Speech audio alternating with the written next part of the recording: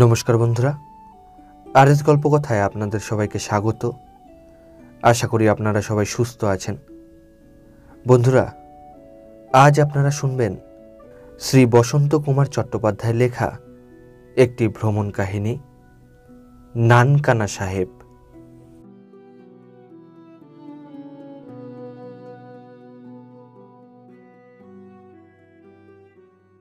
শিখ ধর্মের প্রবর্তক মহাত্মা নানক যে গ্রামে জন্মগ্রহণ করিয়াছিলেন তাহার প্রাচীন নাম তালবন্ডি এবং বর্তমান নাম নানকানা সাহেব।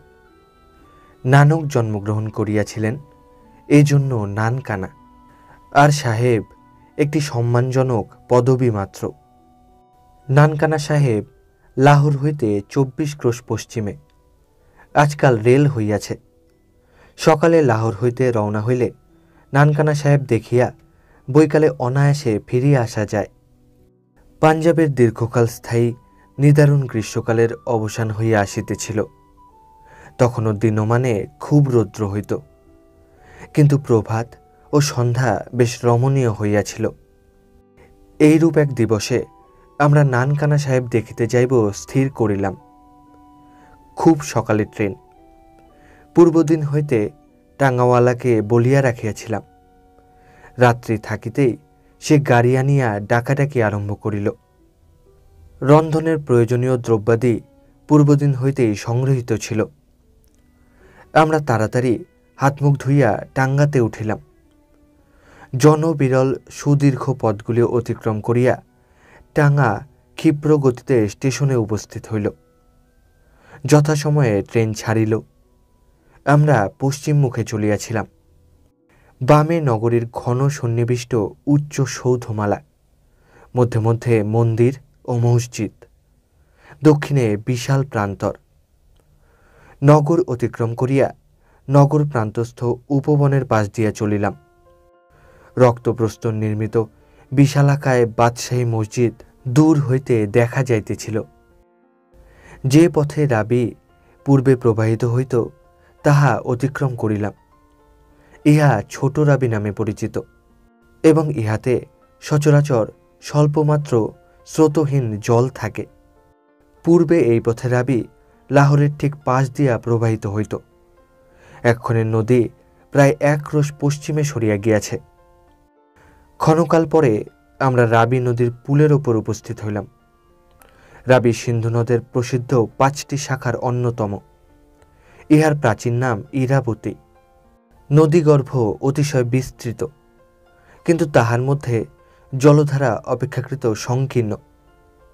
এক্ষণে নদীগর্ভের অধিকাংশ বালুকা সমাচ্ছন্ন। ক্ষেত্রে জল দিবার জন্য ভারতের অন্য প্রদেশ অপেক্ষা পাঞ্জাবে বেশি খাল কাটা হইয়াছে। সিন্ধুর প্রায় প্রত্যেক শাখা হইতে 2টি করিয়া বড় খাল কাটা হইয়াছে। এই কারণে শাখাগুলির জল অনেক কমিয়া গিয়াছে। তথাপি এখনও বর্ষার সময় নদীর জল নদীগর্ভ পরিপূর্ণ করিয়া উভয়কুল ছাপাইয়া ভীষণ বেগে প্রবাহিত হয়। বেশি বন্যা হইলে শহরের ধার পর্যন্ত জল আসে। নদী পার হইয়াই আমরা নূরজাহানের সমাধি দেখিতে পাইলাম। সমাধি ভবনটি ক্ষুদ্রকায়, কালক্রমে নষ্ট হইয়া যাইতেছিল। সম্প্রতি চাঁদা তুলিয়া সংস্কার করা হইয়াছে। একটি ক্ষুদ্র কক্ষে ভারতের প্রসিদ্ধতম মুসলমান সম্রাজ্ঞী তাহার প্রথম বিবাহজাত কন্যা লাডলি বেগমের পার্শ্বে শয়ন করিয়া অনন্তকালের জন্য নিদ্রিত রহিয়াছেন। মৃত্যুর পূর্বে নূরজাহান আদেশ করিয়াছিলেন তাহার জন্য যেন কোনো বৃহৎ সমাধিভবন নির্মিত না হয়। একটি ক্ষুদ্র কক্ষে তিনি সমাহিত হওয়া বাঞ্ছনীয় মনে করেন। সমস্ত পার্থিব উচ্চ আশা পরিপূর্ণ হইবার পর জীবনের অপরাহ্নকালে বোধ হয় তিনি অনুভব করিয়াছিলেন যে পৃথিবীর সমগ্র ঐশ্বর্য আড়ম্বর ক্ষুদ্র, ক্ষণস্থায়ী এবং মিথ্যা। নূরজাহানের সমাধির অদূরেই জাহাঙ্গীরের সুবৃহৎ সমাধি ভবন। নূরজাহান বহু ব্যয়ে এই সমাধি ভবন নির্মাণ করিয়াছিলেন। জাহাঙ্গীর ভারতের রাজধানী দিল্লি হইতে লাহোরে উঠাইয়া আনিয়াছিলেন। অধিকাংশ সময় এখানেই থাকিতেন। জাহাঙ্গীরের সমাধির নিকটেই নূরজাহানের ভ্রাতা বাদশাহের মন্ত্রী আসফ উদ্দৌলার সমাধি। দেখিতে দেখিতে আমরা এই সকল ঐতিহাসিক হর্মরাজি অতিক্রম করিয়া চলিয়া গেলাম। দুই পাশে দিগন্ত বিস্তৃত মাঠ, গম, সরিষা এবং কার্পাসের ক্ষেত। ক্ষেতে হলদে এবং লাল ফুল ফুটিয়াছে। কোথাও বা কার্পাস ফল ফাটিয়া সমস্ত ক্ষেত সাদা হইয়া গিয়াছে। তাহার মধ্যে পাঞ্জাবি বালিকারা কার্পাস সংগ্রহ করিতেছে। শাহদারা জংশন স্টেশনে গাড়ি অনেকক্ষণ দাঁড়াইল। এখান হইতে একটি লাইন রাওয়ালপিন্ডি হইয়া পেশোয়ার চলিয়া গিয়াছে। অপর লাইনে আমরা নানকানা সাহেব চলিলাম। পথে নদীর মতো বিস্তৃত একটি সুন্দর খাল দেখিলাম। কয়েকটি ছোট স্টেশন পার হইলাম। কিল্লা সত্তর শাহ, দিদুকি, মালিয়ান, বহারিয়ানওয়ালা, এই সব নাম। অবশেষে যথাসময়ে নানকানা সাহেব স্টেশনে উপস্থিত হইলাম। স্টেশনে একটি টমটম ছিল। আমরা টমটমে চড়িয়া জনমাস্থান অর্থাৎ গুরু নানকের জন্মভূমি দেখিতে গেলাম। মাইলখানেক দূরে একটি পুকুরের নিকট গিয়া আমাদের গাড়ি দাঁড়াইল। পুকুরকে এখানে তলাও বলে। পুকুরের চারিদিক বাঁধানো, তীরে কয়েকটি বড় গাছ। পুকুরের পাশে প্রকাণ্ড সরাই বা অতিথিশালা। এখানে আমরা একটি ঘর লইয়া রন্ধনের উদ্যোগ করিলাম। মধ্যস্থলে একটি সুবিস্তৃত অঙ্গন, তাহার চারিপাশে সারি সারি ঘর। কিয়দংশ অতিথিশালা, কিয়দংশ স্কুল, বোর্ডিং এইরূপে ব্যবহৃত হয়। প্রাঙ্গণের মধ্যস্থলে একটা বড় কূপ। আমরা স্নানাহার শেষ করিয়া গুরুদ্বার দেখিতে চলিলাম। একটি প্রকাণ্ড তোরণের মধ্য দিয়া গুরুদ্বারে প্রবেশ করিতে হয়। তোরণের দুই দিকে সারি সারি দোতলা ঘর। সম্ভ্রান্ত অতিথি আসিলে এখানে বাস করেন। তোরণ অতিক্রম করিয়া আমরা প্রাঙ্গণে প্রবেশ করিলাম। প্রাঙ্গণের মধ্যস্থলে মন্দির, চারিদিকে কক্ষশ্রেণী। একটি মর্মর গঠিত পথের উপর দিয়া আমরা মন্দিরে উপস্থিত হইলাম। কক্ষ মধ্যে বিচিত্র রেশমি বস্ত্রে আবৃত গ্রন্থ সাহেব পূজিত হয়। সম্মুখে বসিবার ঘর। কিছুদিন পূর্বে এখানে যে লোমহর্ষণ ব্যাপার ঘটিয়াছিল, পূজারীর নিকট আমরা তাহার বৃত্তান্ত শুনিলাম। পাঞ্জাবের নানা স্থানে শিখদের যে সকল মন্দির বা গুরুদ্বার আছে, সে সকল মন্দিরে এক একজন মহান্ত প্রতিষ্ঠিত ছিলেন। মন্দিরগুলির ভূসম্পত্তি এবং প্রণামী হইতে যথেষ্ট আয় ছিল। কোনো কোনো মহান্ত মন্দিরের অর্থের অসৎ ব্যবহার করিতেন। মন্দিরগুলির কর্তৃত্ব যাহাতে মহান্তদের হাত হইতে উঠাইয়া শিখদের প্রতিনিধিদের হস্তে ন্যস্ত হয়, এই উদ্দেশ্যে শিখদের মধ্যে এক প্রবল আন্দোলন হয়। এই আন্দোলনকারীরা আকালি নামে পরিচিত। এক একদল আকালি এক একটি গুরুদ্বারে গিয়া বসিত। মহান্তরা তাহাদিগকে মারপিট করিত। অনেক স্থলে পুলিশ তাহাদিগকে ধরিয়া লইয়া যাইত। আকালিরা সকল অত্যাচার সহ্য করিয়াও কর্তব্য সম্পাদনে পরাঙ্মুখ হইত না। এই উদ্দেশ্যে আকালিদের একটি জাঠা অর্থাৎ দল নানকানা সাহেবের গুরুদ্বারে আসিয়া উপস্থিত হইয়াছিল। এই জাঠাতে 200 লোক ছিল। সকলেই শুনিয়াছিল যে এই জাঠার লোকদিগকে হত্যা করিবার জন্য মহান্ত অস্ত্র এবং পাঠানগুন্ডা সংগ্রহ করিতেছিল, কিন্তু কেহই আত্মরক্ষার কোনো বন্দোবস্ত করিল না। মৃত্যু আসন্ন জানিয়াও আকালিরা মন্দির পরিত্যাগ করিল না। ক্রমে রাত্রি হইল। জাঠার কয়েকজন মন্দির মধ্যে বসিয়াছিল, অধিকাংশ লোক বাহিরে প্রাঙ্গণে বসিয়াছিল। মহান্তের লোকেরা প্রাঙ্গণের চারিদিকে যে সকল ঘর ছিল, তাহার ছাদের ওপর হইতে গুলি চালাইতে আরম্ভ করিল। কতকগুলি আকালি গুলিতে হত বা আহত হইলে অবশিষ্ট আকালিরা মন্দির মধ্যে ঢুকিয়া দরজা বন্ধ করিল। দরজার ওপর গুলি চলিতে লাগিল। দরজায় অনেক গুলির চিহ্ন দেখিলাম। কিছুক্ষণ পরে মহান্তর লোকেরা মন্দিরের দরজা ভাঙিয়া ভিতরে প্রবেশ করিল এবং আকালিদিগকে টানিয়া বাহির করিয়া টুকরা টুকরা করিয়া কাটিল। আমরা মেজের উপর বহু অস্ত্রচিহ্ন দেখিলাম। প্রাঙ্গণের ওপর যে রক্তস্রোত প্রবাহিত হইয়াছিল, এখনও তাহার চিহ্ন দেখা যায়। দুর্বৃত্তরা মৃতদেহের ওপর কেরোসিন তৈল ঢালিয়া আগুন জ্বালাইয়া দিল। এইভাবে 200 লোক ধর্মের জন্য স্বেচ্ছায় তাহাদের প্রাণ উৎসর্গ করিল। মহান্ত এক্ষণে কারাগারে, মন্দির আকালীদের হাতে আসিয়াছে।